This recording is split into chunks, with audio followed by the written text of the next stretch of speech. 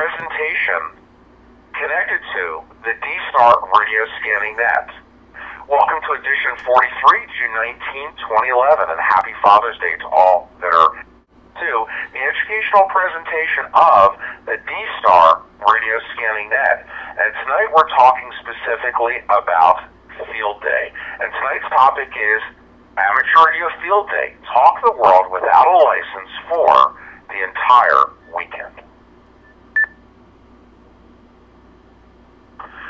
Wow, I think back about Field Day. I became an amateur radio operator in 1999, and that was the first year that I did Field Day. And boy, what great memories are associated with this. Let me share with you the link on the web so you can take a look with me at Field Day. Please take a look with your web-enabled browser at www.arrl.org. That's www.arrl.org. When you take a look at the main page of the Amateur Radio Relay League, which is the National Association for Amateur Radio, you will see a large ad for upcoming event ARRL Field Day next weekend, June 25 and 26. And why don't you go ahead and click on that link for more info and official 2011 Field Day gear. And there you are there on the page, which is www.arrl.org/field/day. So let's do a basic review. Field Day will again be next weekend, and I'm going to head down to the bottom of the page and let's look at the ARRL Field Day overview, and I'm going to let it reset. WX480X with the D-Star Radio Scanning Net. Now, the Amateur Radio Relay League's Field Day is the single most popular event as an on-the-air event held annually in the United States and Canada. Each year, over 35,000 radio amateurs gather with their clubs, friends, or simply by themselves to operate. The American Radio Relay League, known as the ARRL Field Day, is not a fully educated contest, and that basically means that which explains much of its popularity. Now, it is a time where many aspects of amateur radio come together to highlight our many roles. Now, while some will treat it as a contest, most groups use the opportunity to practice their emergency response capabilities. It is an excellent opportunity to demonstrate amateur radio to local elected community leaders, key individuals, with the organization that amateur radio might serve in an emergency, as well as the general public. For many clubs, the Amateur Radio Relay League Field Day is one of the highlighted and one of the specific highlights of their annual calendar. Absolutely. So pretty cool, when we take a look at this. And we're going to go ahead next, we're going to look at the dates. Field Day is always the fourth full weekend of June, beginning at 1800 UTC time, Saturday, and running through 2059 UTC Sunday. And the Field Day of 2011 will be held next weekend, which is June 25 and 26 of 2011. Now, that's what it actually says on paper. Let me tell you what it's like, aside from the ARRL site, to actually participate in Field Day. Let me give you a behind-the-scenes view of what it's like to actually be there. First of all, Field Day is a blast. It is fun. I would not even be doing a net on this if it was not even worth talking about. It is fun. I remember my first Field Day in 1999. The idea is simply this, is that you compete for points, in the contest realm. That is, who can make the most contacts and who can do it with the least amount of power. Now, when I say that, it's really, really easy to go ahead and plug into a, alternating current source in your house and put up an antenna and be on the air. It's a totally different thing to go into a field, an open field, outside, without air conditioning, and use power such as solar power, wind power, bicycle pedal, electricity-based power. Of course, a lot of people use generators to be able to, produce power other than what you typically get out of your AC outlet, and then put up all these massive antenna structures and arrays to be able to talk all around the world. So one of the things you want to look at when a field day approaches is, hey, what is the propagation like? Well, we're at the bottom of the solar cycle, and we're on our way back up, which means that each year forward, it's going to be getting better. But, noise continues to be a concern when you're working these bands. And there are different bands of HF, which is high frequency, that you work. Now, my favorite band is 20 meters. I love 20 meters. It's a great daytime band. Whereas at night, then we typically go down to 75 meters. Now, there are all these different aspects that you can talk. You're going to learn about all the different frequencies, all the different bands, all the communication methods, packet. You're going to be talking about D-Star, which we use now. And you're going to be making contact with people all around the world. And you'll actually hear the term used, CQ Field Day, CQ Field Day. And actually, if you're actually participating in Field Day, you're probably going to say that term until you're blue in the face. That basically means that you're calling all stations on behalf of Field Day. And you'll actually put out your call. Now, as Rick said, they're going to be using kilowatts to Bravo there in New Jersey. We've got a pretty unique call sign here in Florida for our station. I'm not going to tell you what it is. You're going to have to listen out for it. But it'll be from Orlando, Florida. It's quite unique. Sometimes a lot of these call signs are very colorful. But in addition to that, it's about knowing that your equipment is up and running and you are prepared for emergency preparedness in addition to making contacts via contest. Let me let it reset. And WX480X with a D-Star radio scanning net.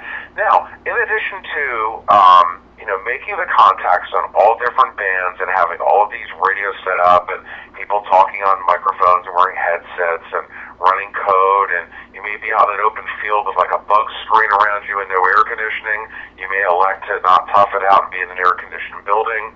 It depends on what works for you. Either way, you can find a level of comfort to be involved in Field Day.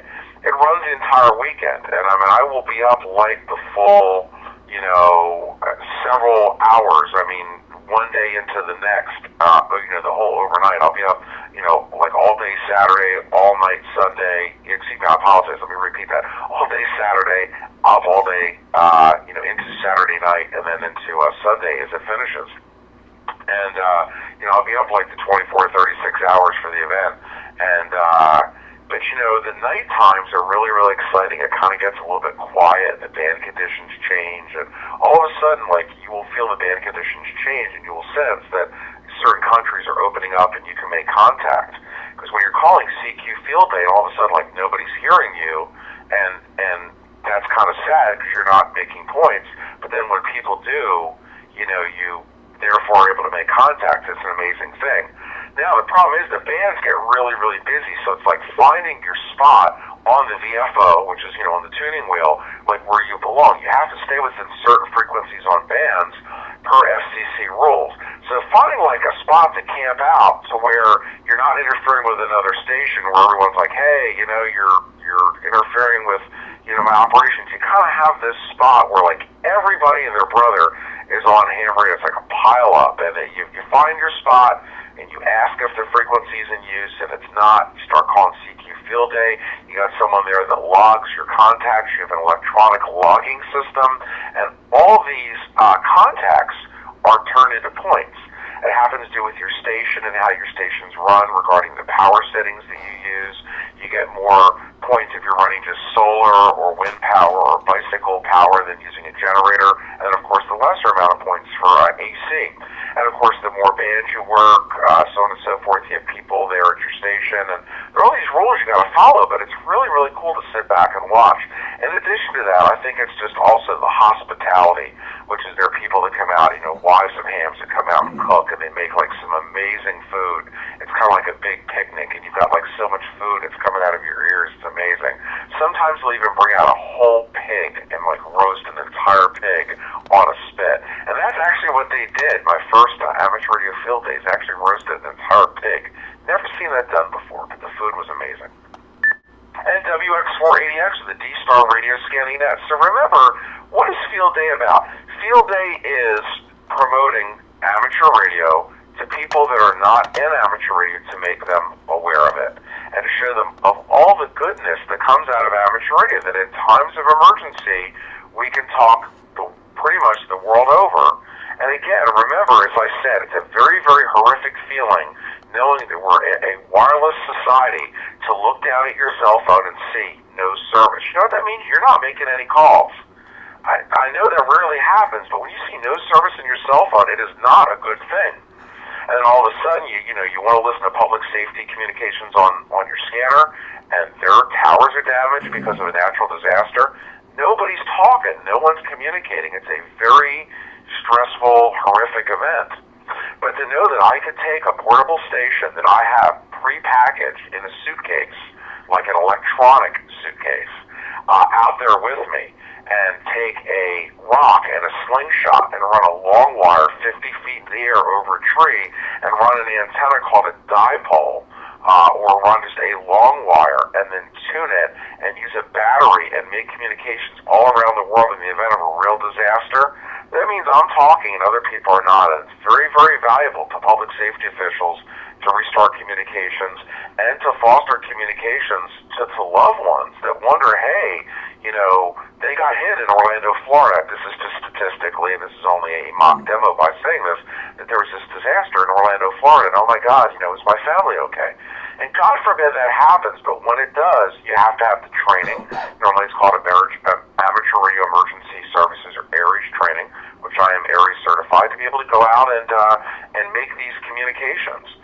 But when you're at Field Day, it's about training for a disaster that could take place, knowing that all your equipment is working, that you know how to operate it, you know how to use these bands, and you make contacts. Even though it is contesting, and you're making these very, very quick contacts, the pace that you move, you make contacts, is parallel to how you send messages during times of disaster.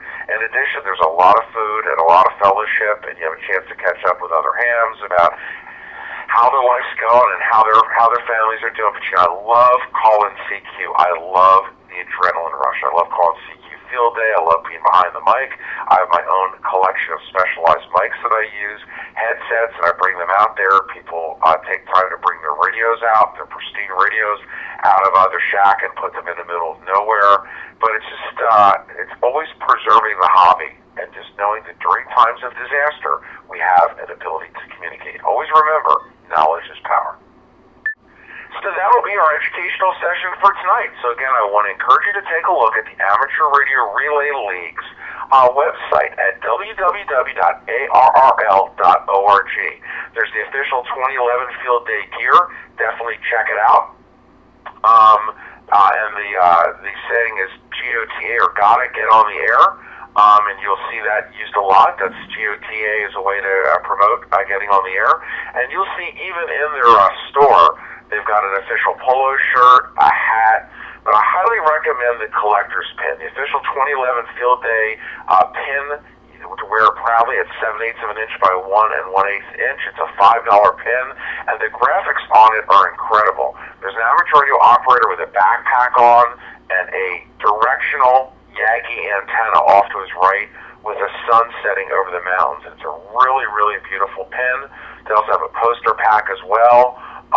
Promotions to get on the air for Field Day, GOTA, and of course the Amateur Radio Relay League handbook for operators, and lots of great things. Take a look at the Amateur Radio Relay League's website relating to Field Day at www.arrl.org and click on the link for Field Day. And I hope you've enjoyed tonight's presentation on Field Day. Remember, it is next weekend, and please take time in your hobby, specifically next weekend, to check it out. And very exciting. So please mark your calendars, June 25 and 26 of 2011 for Field Day.